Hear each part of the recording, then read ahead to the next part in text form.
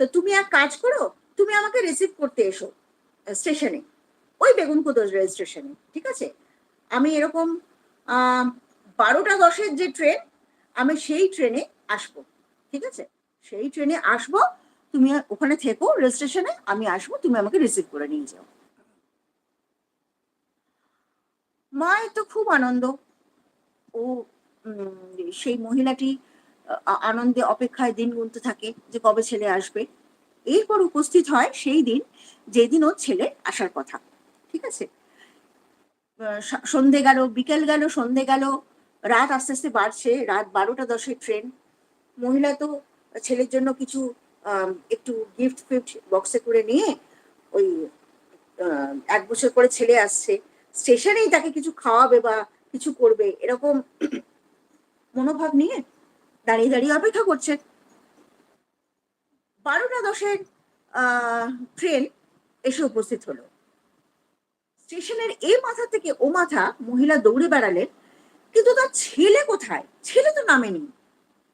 মহিলা তখন রেলের বগিতে উঠে পড়লেন, কামরায় উঠে পড়লেন, উঠে গিয়ে পাগলের মতো তার ছেলেকে খুঁজতে খুঁজতে খুঁজতে লাগলেন। তো একটা সময় একটা বগিতে তিনি উঠেছেন, বা একটা কামরায় তিনি উঠেছেন, উঠে খুঁজতে খুঁজতে এরকম পাগলের মতো যখন খুঁজছেন, তখন একটা প্যাসেঞ্জার জিজ্ঞেস করেছে যে কি হয়েছে, আপনি কাকে খুঁজছেন?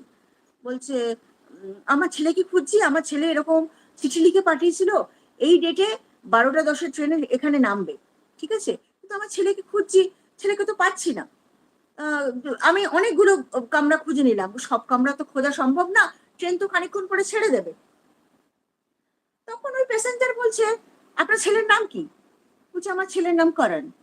বলে সে কি, আহ, উম, আপনাকে খবর দেওয়া হয়নি, আপনাকে ইনফর্ম করা হয়নি? বলছে কি? বলছে এই তো, এই ট্রেনটা যখন আসছিল, আপনার ছেলে দরজার সামনে দাঁড়িয়েছিল, মানে ট্রেনের দরজার সামনে দাঁড়িয়েছিল, এই 3-4টে স্টেশন আগে, এখানে বেগুনকুদর আসার 3-4টে স্টেশন আগে আপনার ছেলে পা পিছলে পড়ে দুর্ঘটনায় মারা যায়। এই ঘটনা শুনে মহিলার যে কি অবস্থা ওই সময় হতে পারে আপনারা তো নিশ্চয়ই আন্দাজ করতে পারছেন। কিন্তু তবুও তবুও তিনি বিশ্বাস করেননি। তবুও তিনি বিশ্বাস করেননি যে তার ছেলে আসবে বলে আসলো তো নাই, উল্টে দুর্ঘটনায় মারা গেছে, এটা তার মেনে নিতে ভীষণ অসুবিধে ছিল। সে নিজের বিশ্বাসে রোজ সেই 12টা 10-এর ট্রেনের পেছনে ছুটতে থাকতো। না, তখনও তিনি মারা যাননি, তিনি জীবিত অবস্থায় রোজ 12টা 10-এর ট্রেনের পেছনে তিনি দৌড়ে দৌড়ে